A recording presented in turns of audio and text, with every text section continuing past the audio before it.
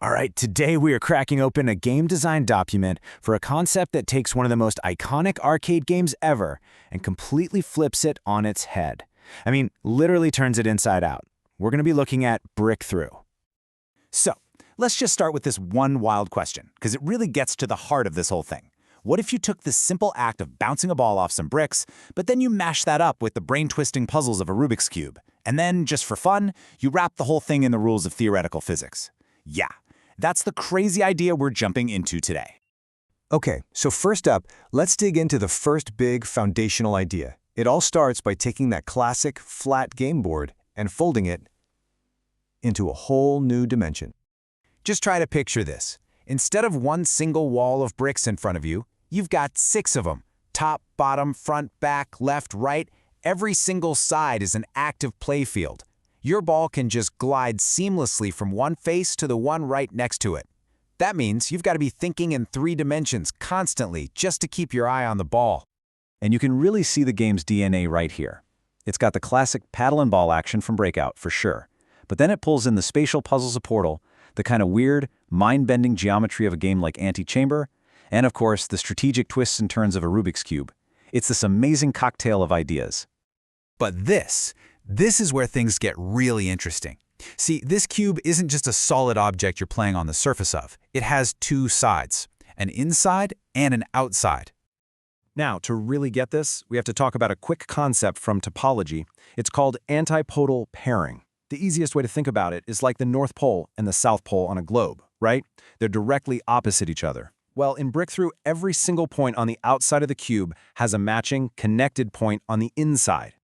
And this is where the game's central conflict, or maybe cooperation, really clicks. You've got 2 players, or at least 2 points of view, living in the same space.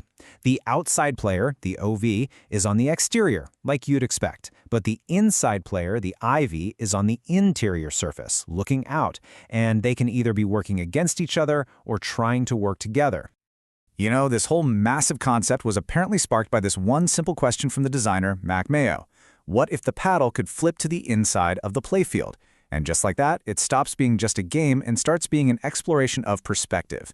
What happens when you can play on both sides of the screen at the same time? So let's get to the most mind-bending mechanic of all.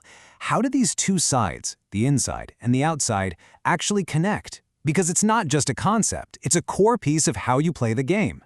The secret is all right here, in this one number, K star, which is roughly 0.721. Now, this isn't some random number they pulled out of a hat. It's a very specific mathematical value that creates a critical threshold on each face of the cube.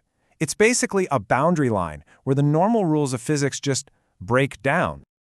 So, get this. When your ball gets close to the edge of a face and it crosses that 72.1% line, it doesn't just bounce or roll over to the next face. Nope. Instead, it dives into a wormhole and instantly teleports to the antipodal point, the exact opposite spot on the cube, but it comes out on the inside.